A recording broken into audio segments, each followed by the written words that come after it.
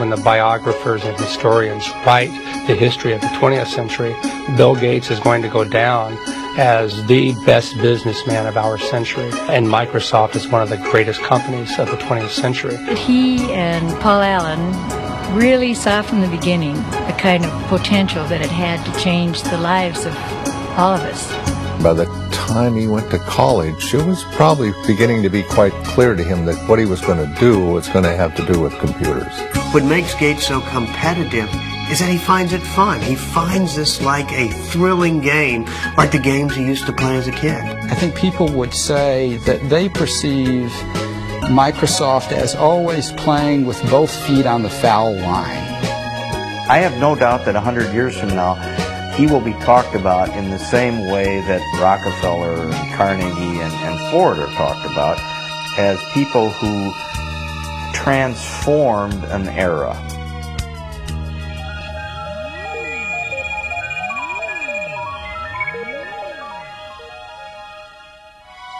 The Pacific Northwest, with its resources and raw beauty, has long lured pioneers and visionaries. Among them was Bill Gates' great-grandfather, J.W. Maxwell, who founded First National Bank in Seattle.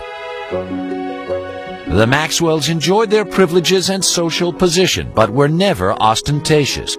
Their son Willard, also a banker, and his wife Adele, who had a passion for playing cards, were among Seattle's top civic leaders. Their only child, Mary, was a lively, intelligent girl who made a name for herself as a student leader at the University of Washington. Athletic and outgoing, Mary Maxwell was sometimes referred to as Giggles. Her drive and energy impressed everyone. There tends to be a handful that is right at the core of the action. Mary was at the core of the action. Mary was unaffected, straightforward, charming, but immensely determined. It was at the university that Mary Maxwell met and fell in love with a quiet, scholarly young man named Bill Gates, Jr.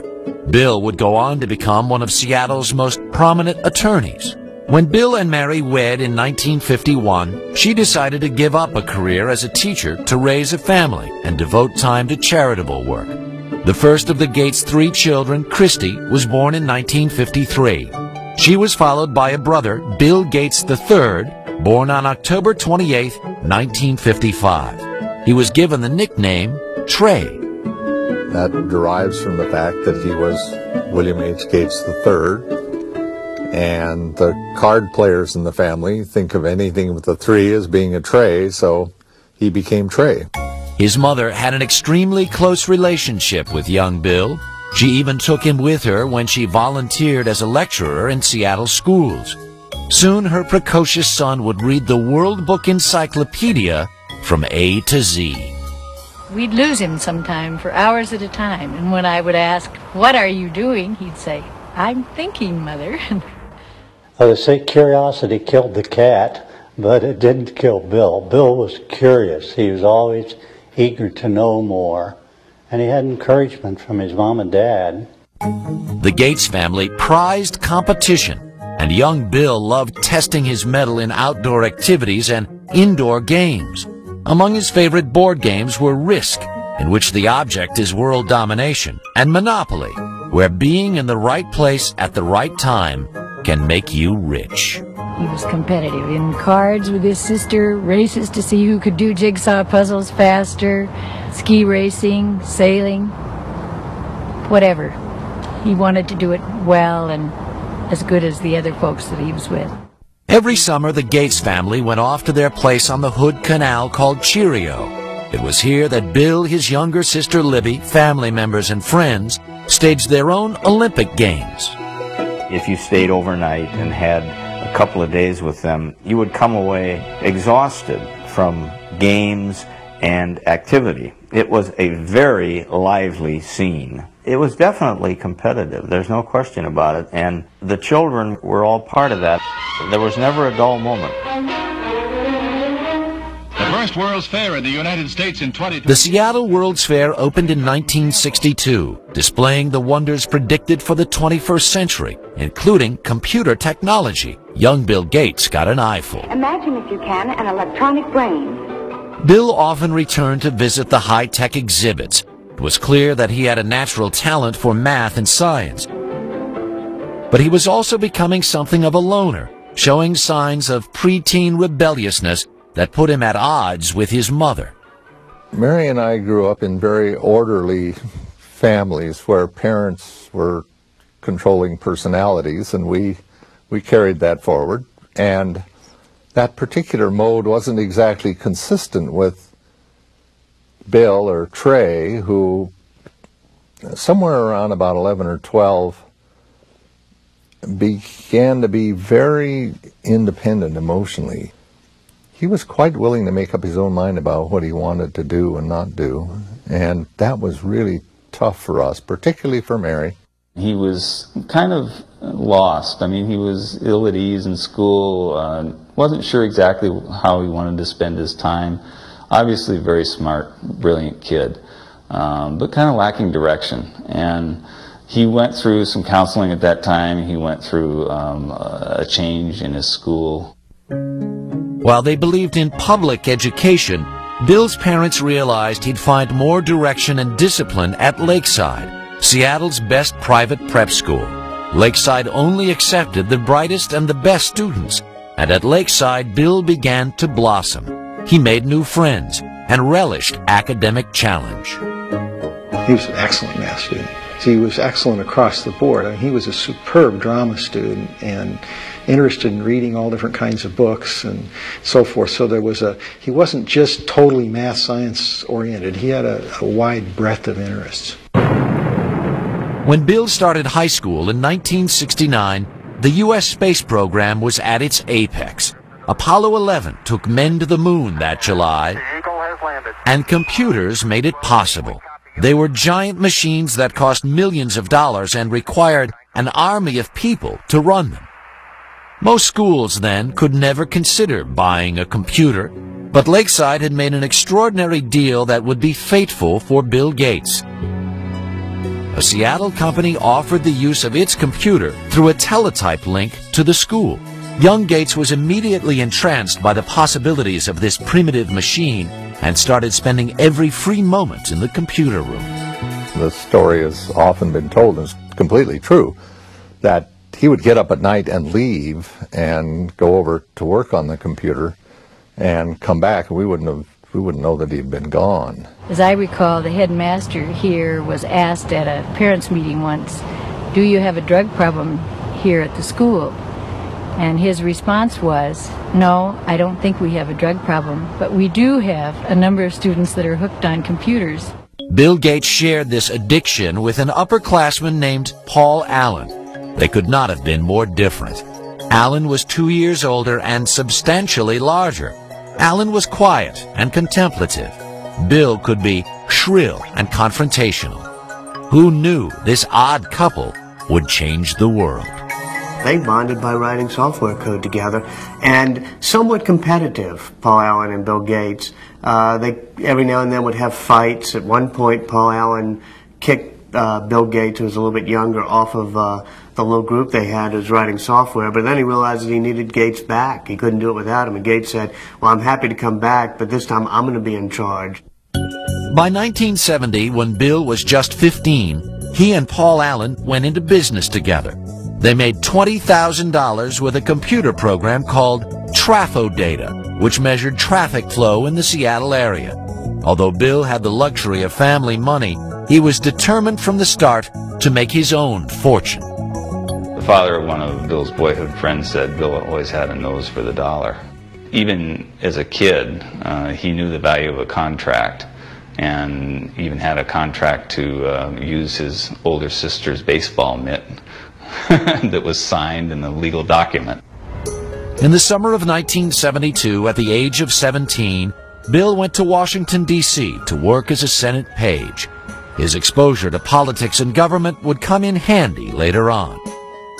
Back home that fall, he took a leave of absence from school when he and Paul Allen got their first real jobs with a computer company. But when they began talking about starting their own company, Bill's parents insisted their son finish high school and attend college. His mother used to worry that he was socially awkward.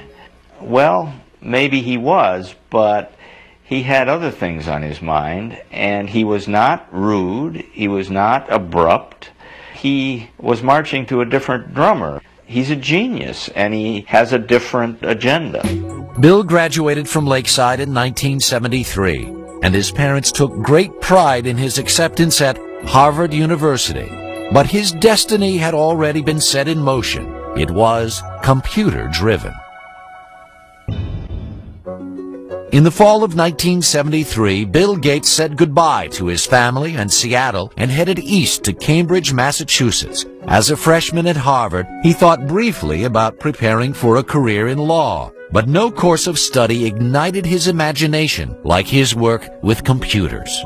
Bill was somebody who was always very determined to do what he was interested in doing. The things that he was less interested in, which often included his academic classes, he tended simply to coast and get by on talent. I remember there was a course in Introduction to Greek Literature where he'd really done, as best as I could tell, none of the work during the year. Stayed up all night the night before the exam, slept through part of the exam, and still got a B. It was not surprising Gates fell asleep during a test. Between his classes and the time he spent at the Harvard Computer Center, he seemed to be on the go 24 hours a day. He was always very focused on whatever it was that he was doing. He could come into his room, not get undressed, just kind of lie down on his bed, which of course would be not made because he had never had time for that, and just fall asleep. Door open, fully clothed, lie down, sleep, and then when he's refreshed, boom, back up at it and whatever the next thing was. Bill paused long enough to make some lasting friendships at Harvard, but his social life was not a priority.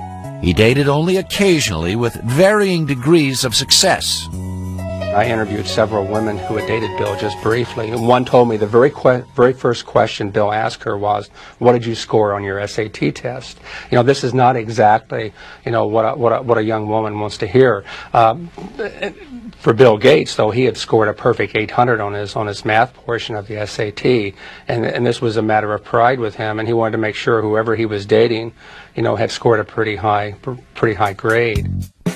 Bill did shine in math, but when he found that he was not the #1 math student at Harvard, he decided against becoming a mathematician. He kept his academic options open and picked up some new skills outside of class. I spent a great deal of time playing pinball, video games, and especially poker, which was something that we all did a lot of back in college. And poker, of course, is a very competitive game, and in many ways perhaps the best preparation for the business world that one could imagine. And Bill really turned himself from being a player whom people would take advantage of to a very good poker player.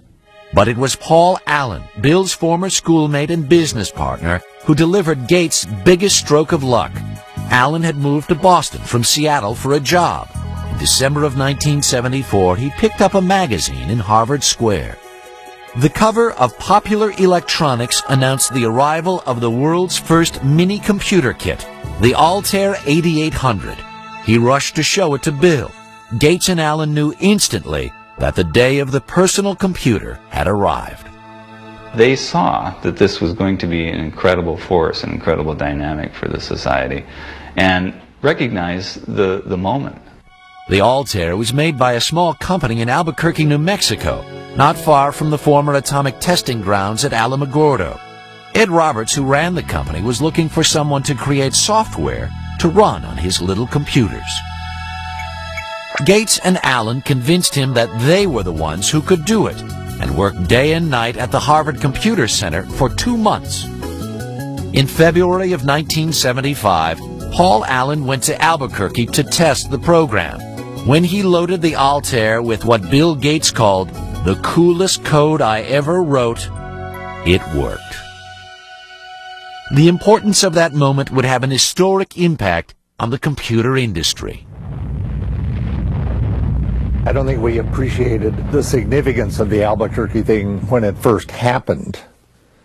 but it didn't take long to realize that they were at the threshold of something that could be quite significant. For 19-year-old Bill Gates, life would never be the same.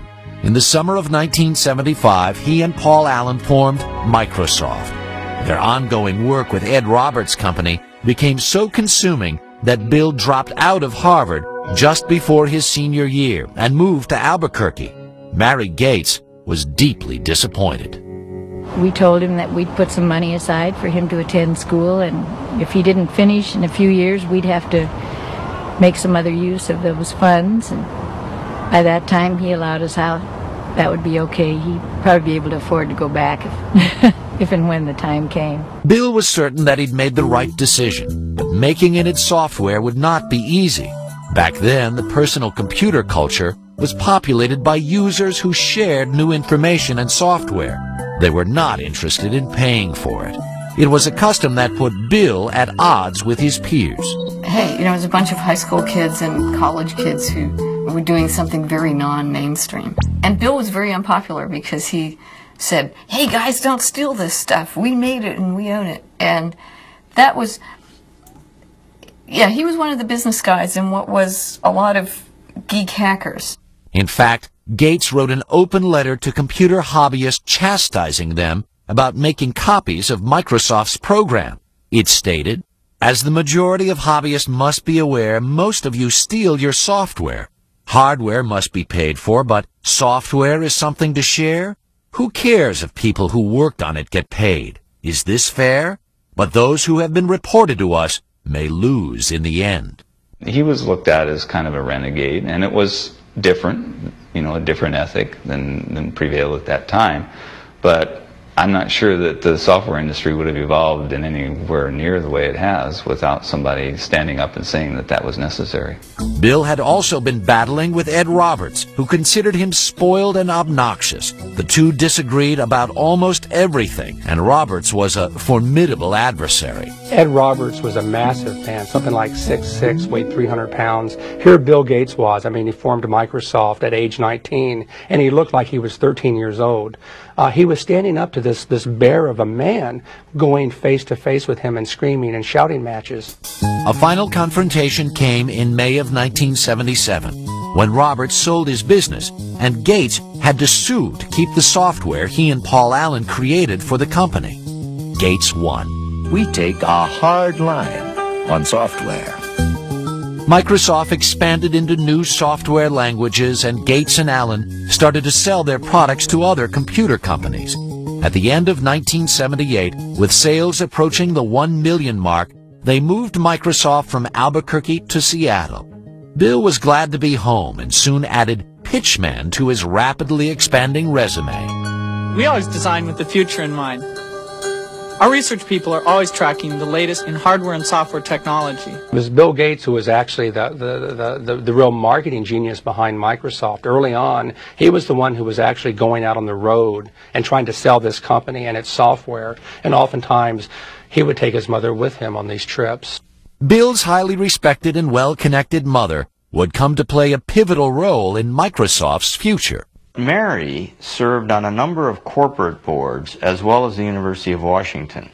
She was on the National Board of United Way. Also on the National Board of United Way was the CEO of IBM, which is how her son met the CEO of IBM, through her. What would your ideal home computer be like? By November of 1980, IBM was banging on the door of the fledgling Microsoft.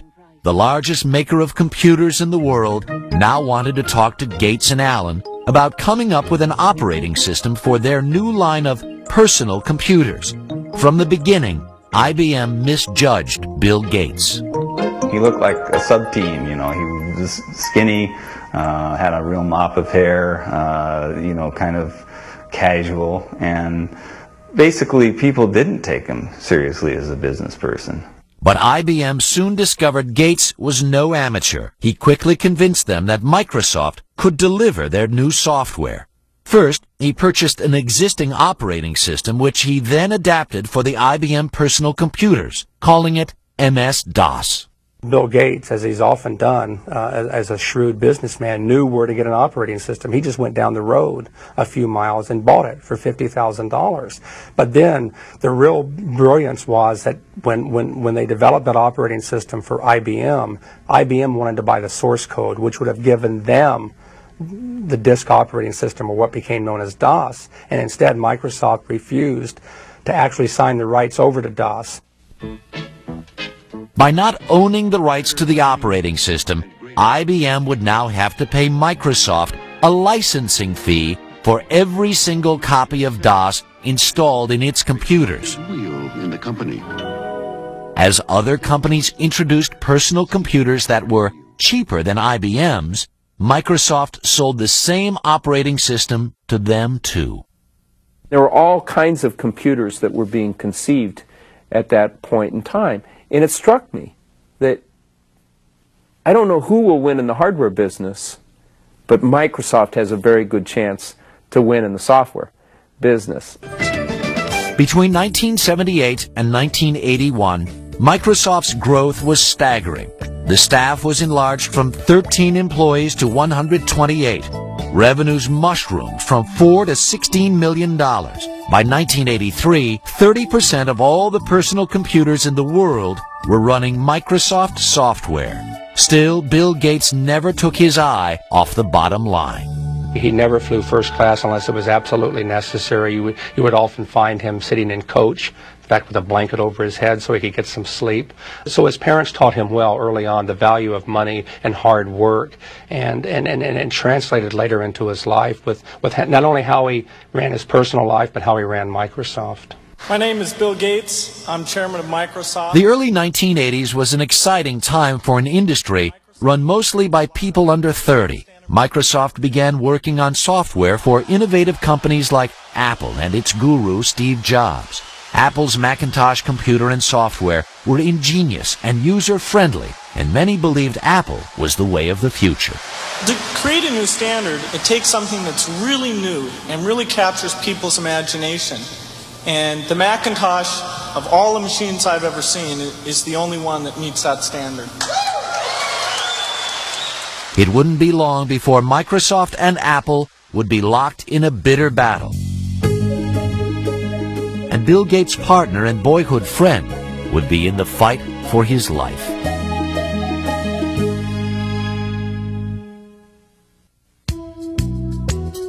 By 1983, the future could not have looked more promising for 28-year-old Bill Gates and Microsoft. The personal computer business was booming, and there was an ever-increasing hunger for software. Bill Gates and Paul Allen were emerging as the crown princes of the personal computer age. But in the midst of the breathtaking rise of their company, they were stunned when Allen was diagnosed with Hodgkin's disease, a form of cancer. It did give Bill kind of a perspective that he didn't have before. You know, he'd always been very, very hard driving, very demanding, and this may have helped him understand a little bit better in terms of what other people go through. Allen's disease went into remission 1 year later, but he would never again take full part in the day-to-day business of Microsoft. For two young men who created a company of global significance and made millions, it was the end of an era. I think history's going to show that their partnership really was an incredible dynamic. I often compare it to the Beatles, Lennon and McCartney. The songs they wrote together are the ones that pretty much we remember and get played over and over again. They were great songwriters individually. I mean, we still hear their songs that they wrote on their own. But somehow together they were even greater than the sum of their parts. And Paul and Bill were like that.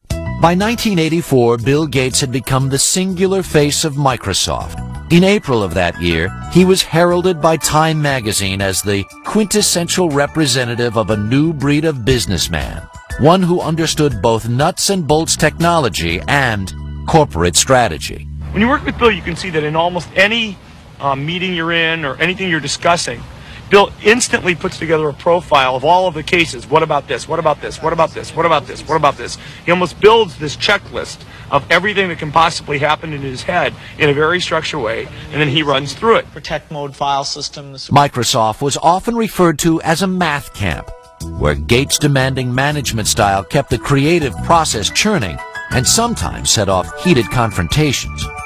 The early Gates would challenge just about anything. He'd call things the stupidest idea you'd ever heard. And part of it was to test, to see, well, okay, if you disagree, you've got to convince me that it's not the stupidest idea in the world. Gates believed that challenging ideas was required to stay on top in an ever-changing industry. He surrounded himself with a team that shared his beliefs and his relentless work ethic. Certainly when we are working to release a software product, we are sleepless in Seattle. There's a story about Bill from Miriam Lubau, his assistant. She was new to the company. She came in one morning and she didn't know if she should call police because there was this guy sleeping under a desk. But it turned out to be Bill. The effort was paying off. Microsoft posted more than $140 million in sales in 1985. Running a company on a round-the-clock schedule was not conducive to a social life. Bill Gates did manage to have one steady girlfriend in Jill Bennett. She told me that it was difficult maintaining a relationship with somebody who was working 3 days straight without sleep. Oftentimes he would end up on her doorstep, half dead. He would be talking to her, thinking about software and doing something else, all three at the same time. She said it was amazing watching him. At the center of his marathon lifestyle was a new product. In 1986, Gates introduced Microsoft Windows. It would become the company's signature program. Critics quickly noted that in its use of a mouse and icons, it bore more than a passing resemblance to the Apple Macintosh operating system. If you know how to point, you already know how to use it. Macintosh, the computer for the rest of us. Apple had given Gates full access to their technology while he was working on new software for the Macintosh computer. Gates advised Apple early on that they should license their software, but Apple was more interested in selling computers than software, so they ignored the suggestion. Once again, Gates took advantage of an opening and ran with it. In this industry, we compete and we collaborate at the same time. Bill once had a conversation with me, says, I'm a competitor, so even though I'm a friend, don't tell me information that you don't want me to use against you, because I'm going to compete with you, and if you tell me something that's useful in competing, I'm going to use that information. Infuriated, Apple decided it would not allow Gates to take a bite out of its business and threatened to sue over Windows. Gates in turn said he would withhold Microsoft software Apple desperately needed. In the end, Microsoft overpowered Apple in the courts. Eventually, Microsoft prevailed by showing that even though there were similarities in the way that the two computers operated, each individual function of Windows was markedly different from each individual function of the Macintosh. Even though the first version of Windows was far from perfect, it gave Microsoft a new financial and creative base. In 1986, Bill Gates took his company public. He held 45% of the stock, which made him a billionaire at the age of 31. Yet Gates never became complacent. He doesn't want to fail. And when you have that kind of a fear, when you're always looking in your rearview mirror to see who might be, creeping up to do in Microsoft on a given day, it just consumes him, and it makes him certainly the most competitive human being in the personal computer industry. He's driven. It's white-hot intensity. He was also gaining a reputation for being ruthless, and some powerful forces began to line up against him. IBM was taking a new look at the popularity of personal computers and believed it had the punch to knock Microsoft out of business. By 1987, Bill Gates was one of the youngest billionaires in the world, and Microsoft seemed to have an open field in providing software for personal computers. But Gates was about to face a crisis. Now that PCs had taken off, IBM chose to make a big push with its own operating system. IBM replaced DOS, which it had been licensing from Microsoft, with OS/2. We were concerned whether we could weather the storm, so to speak, especially given the fact that this was a big storm. IBM, a very powerful company, a lot of software people, a lot of cash, a lot of resolve to potentially put Microsoft out of the operating system business. Ironically, Microsoft played a role in developing OS/2, but Bill Gates was not about to abandon his own software. He decided to stake his company's future and his own reputation on the Windows software his team continued to upgrade, even if it meant losing IBM as his biggest customer. On May 22, 1990, Microsoft launched Windows 3.0. This new and improved version swiftly became a bestseller. Ultimately, IBM's OS/2 failed in the marketplace, leaving Microsoft with a virtual monopoly on operating systems for personal computers. But soon the Federal Trade Commission began looking at claims that Gates was using this dominance to cut off competition by cutting prices on Microsoft products. It seemed Microsoft's mild-mannered chairman had developed a seek-and-destroy image. Bill Gates is not a brutal guy. He just needs to win. And he's willing to win, gracefully or non-gracefully. It doesn't matter. A win is still a win. Predatory pricing was not the only charge leveled at Microsoft. In 1993, the Justice Department began a new investigation. It examined complaints that Microsoft charged computer makers a licensing fee based on the total number of computers they sold. That fee included computers not running Microsoft software. They made computer manufacturers pay for the Microsoft software, whether it was installed on their computer or not. And as a result of that, they prevented competitors from entering the market. The Justice Department has charged Microsoft, the world's largest software company, with using unfair marketing and contracting practices. In July of 1994, Microsoft agreed to stop charging the fees in question, and the Justice Department dropped the case. Gates would never admit that Microsoft had a monopoly and maintained he was simply providing better software at lower prices. I mean, we're not like an alligator. We don't go around and eat things. I mean, we come out with these little boxes, these nice little software packages, and you stick them in your computer, and you either have fun using it, and it helps you get things done, or not. But it wasn't that simple for investors. The government probes and the fights with IBM and Apple caused the value of Microsoft stock to drop. There was now more pressure than ever to turn out the next version of Windows. Gates found some creative ways to release the tension. He appeared in commercials for his companies with Microsoft Top Gun Steve Ballmer. He made dramatic entrances to tout his company at software conventions, once arriving as Star Trek's Mr. Spock. Gates also instituted the Micro Games, a hodgepodge competition among the Microsoft workers, reminiscent of the games he played as a child at the Hood Canal.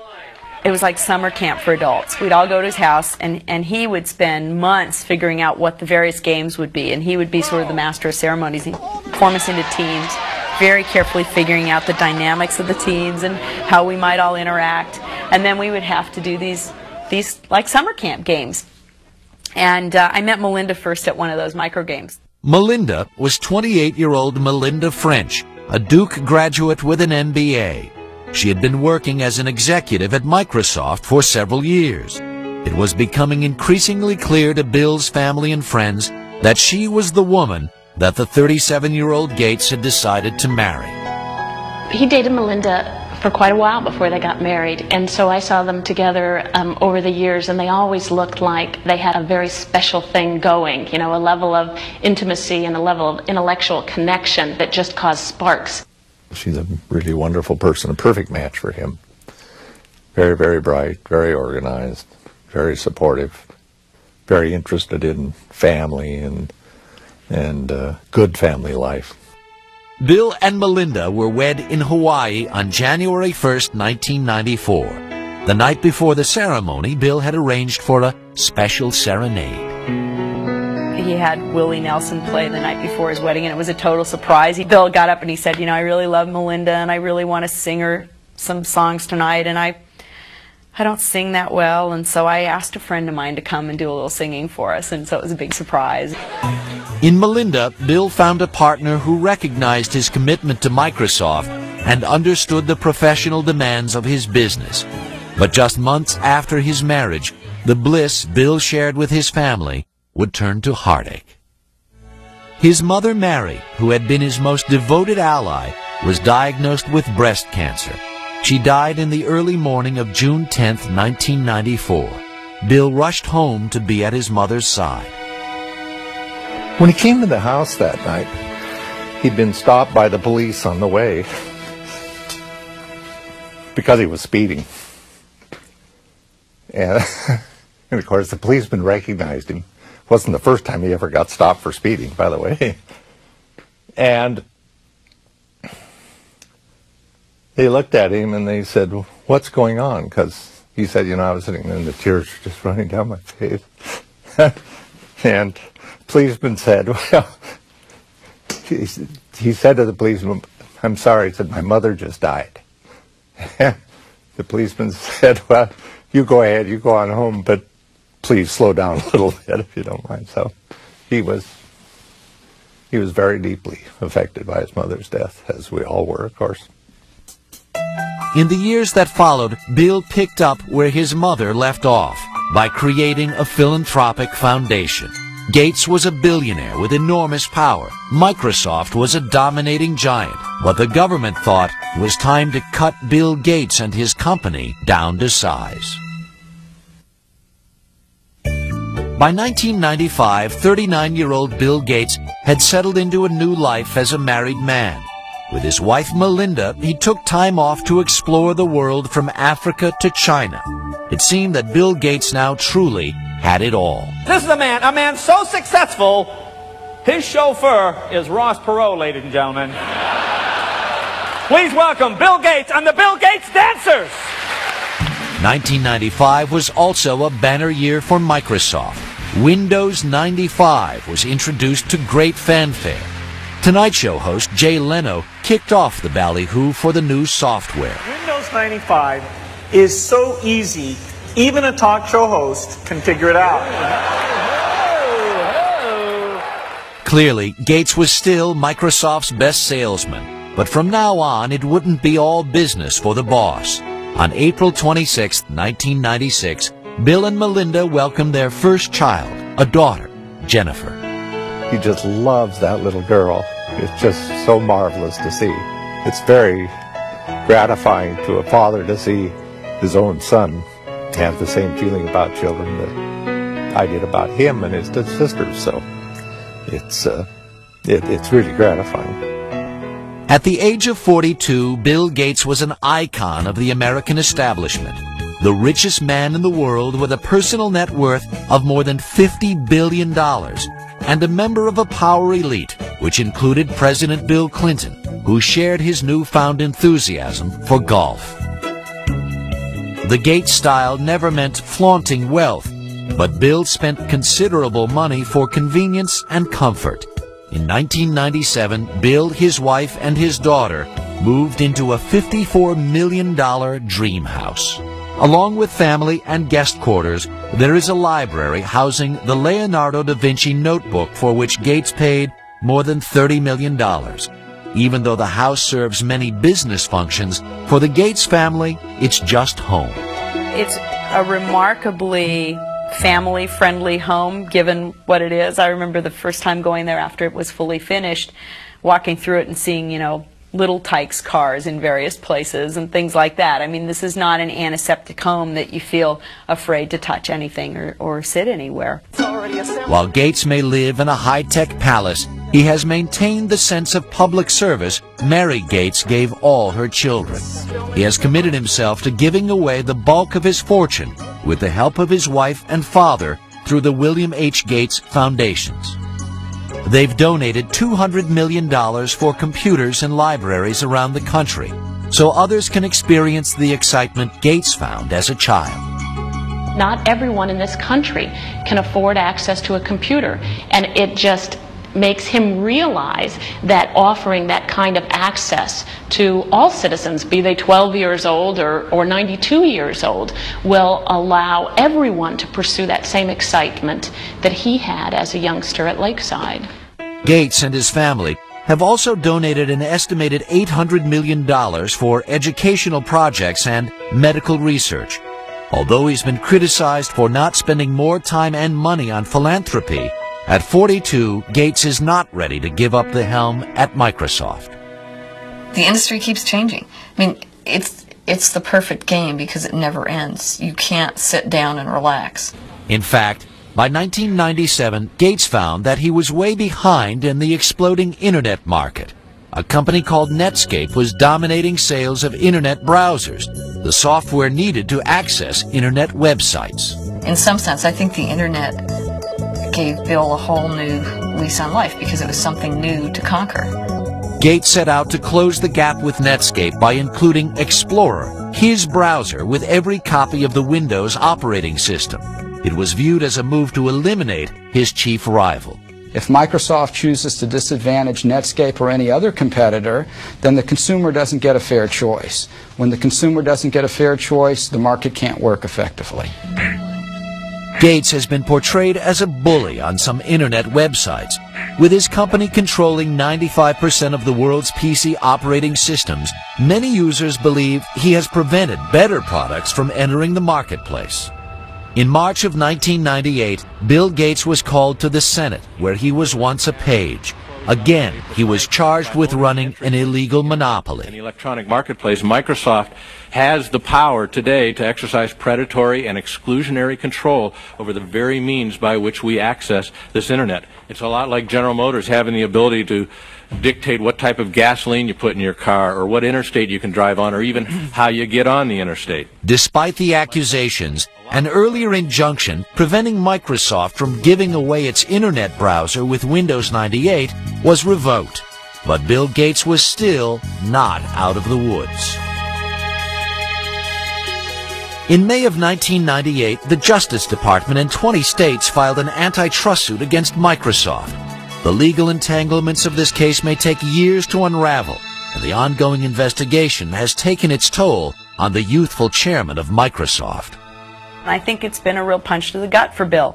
I've seen him be very emotional and depressed about this, just as I would be. I mean, I've been audited once, and that was pretty awful, and I can imagine this is a lot worse than an IRS audit.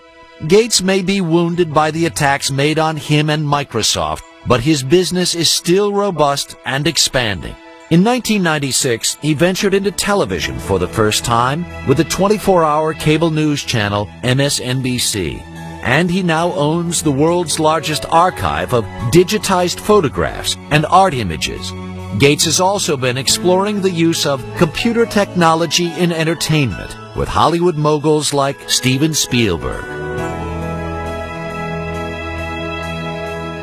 Bill Gates is still competing. Perhaps only history will be able to answer the question, is Gates a monopoly builder who crushed the competition, or simply a guy who built a better mousetrap?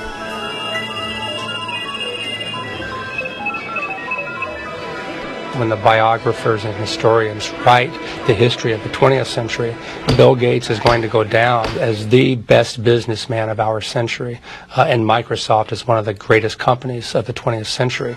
It's remarkable what this company has managed to do in so short a time. This is one of the great success stories of the 20th century.